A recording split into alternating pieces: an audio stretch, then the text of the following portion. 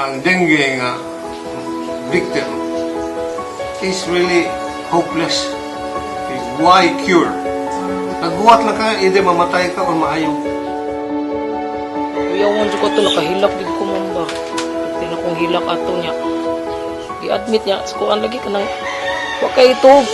Kuhaan lagi ko dito sa'yo. Ang gastoon lagi, lisod kayo yung kapaitay. Mananay, wakay kuhaan sa gasto. Ang sakit nga dengue makaharadlok o ang sakit nga dengue makahurot sa bulsa, makapobre kay ang gastuan sa hospital hilabihang dakuha.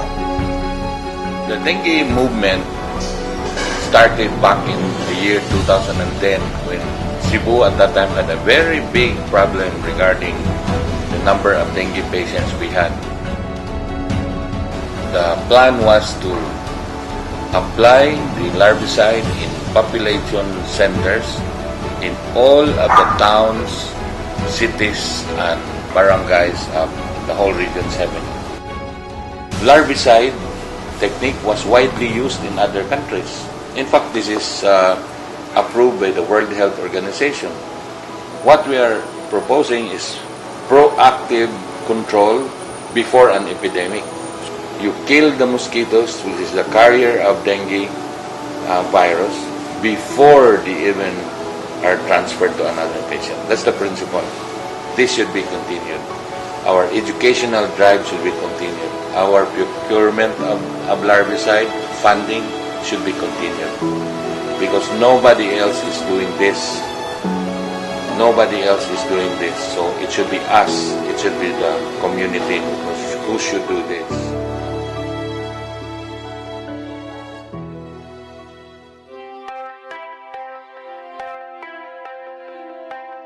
We have our Speakers Bureau. So several Rotarians, which we call ourselves now the dengue-free movement. So several Rotarians were assigned. We divided the whole of Region 7 to different sectors, and one was in charge. Then he goes to the rural health unit organizations and eventually talk to the barangay health workers. Each sector have an assigned sector head to conduct lectures to the volunteers, health workers, local government units, and teachers. So I was assigned as sector head. Ang trabaho na mo as sector head is pagtap sa atong local government officials, and apela sa diha ang atong kanang municipal health officer. Eventually maabot na to ang barangay officials, particularly sa ilahang mga barangay health workers. So ang trabaho na mo diha is information drive, to give lectures with regards to dengue on how to implement the project. The Dengue-Free Movement created a task force. The Dengue Task Force is the project implementer who provides support to operational and emergency response activities to the Dengue-Free Movement. Its main tasks are source out funds, recruit volunteers, plan and organize the larviciding, secure permits, schedule the applications, supply TMFOS to the areas, provide transportation, and consolidate the reports. In order to execute and sustain the larviciding campaign, purchase of hundreds of kilos of TMFOS compound, and the massive mobilization and operational expense, the project requires a significant amount of funding. With the idea of Dr. Wyben of trying something else, which other countries have done before us and they were successful. So the problem when we started larviciding was funding. During the initial phases, we were dependent on the Rotary clubs to donate their money to the Laudable project. And I recall Doc Wyben had to go club to club and appeal to the Rotarians to give. So thanks to Mother Club, Cebu West, and a few other clubs, they have contributed so much. And through these Rotarians from Canada, particularly Passenger Governor John Banlar and Passenger Governor Bob Bruce of District 7010 and District 7090, they were able to raise some funds, matching grant we call it in the Rotary Foundation world. And that funded the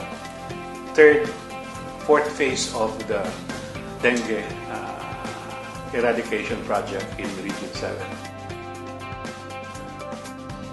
The volunteers are composed of thousands of concerned individuals from various civic organizations, government health workers, local government units, and teachers around Region 7.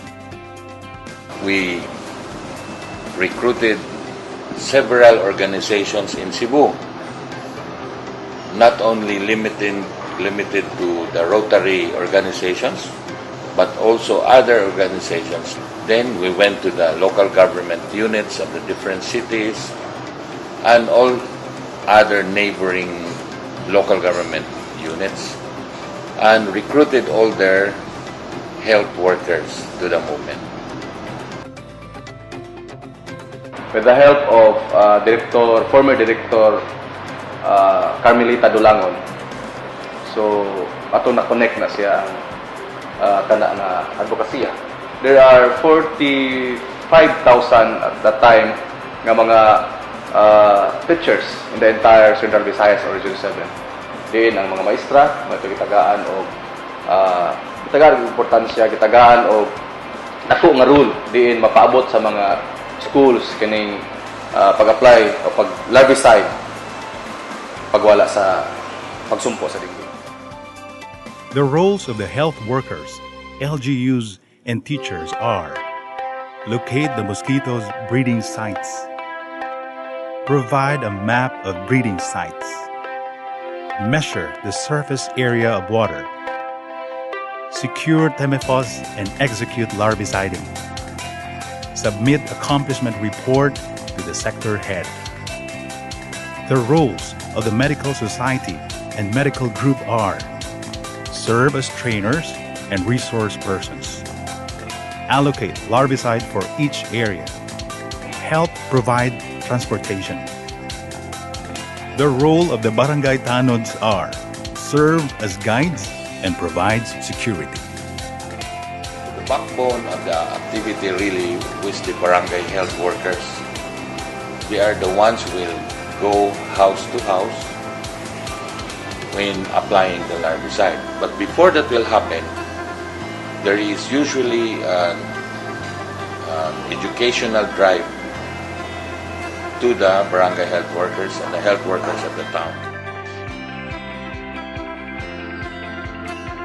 The key components for the success of the dengue-free movement entails well-managed, widespread, and simultaneous application of the TEMEFOS larvicide.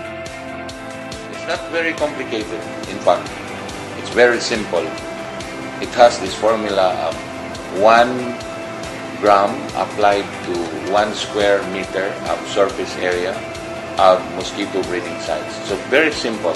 The principle there is really prevention. You kill the mosquitoes, which is the carrier of dengue virus, before they even are transferred to another patient. That's the principle. So the other principle is you should do it simultaneous at the same time.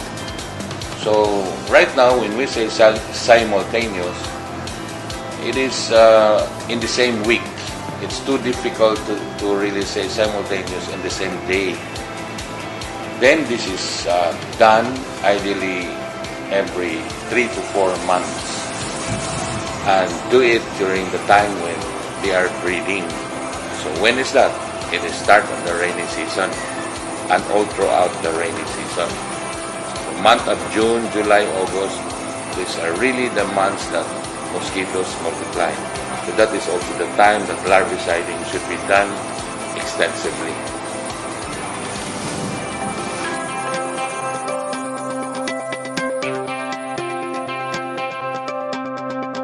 The Dengue Task Force secured a permit from the Department of Health before conducting the Tamifos larvicide application.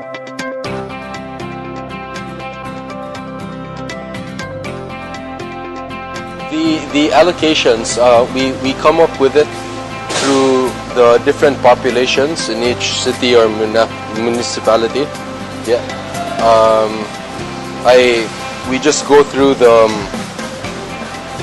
different barangays and see their population, and we have a formula which we use to then calculate the allocations for each place.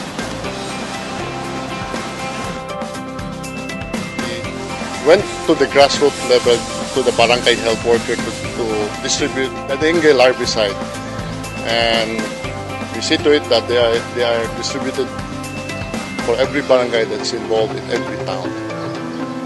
And we collect data as well as follow up everything, the result of the larvicide program and everything else. Get the reports and how much is being applied, where, and then this information goes back to the central organization, and we collate the information.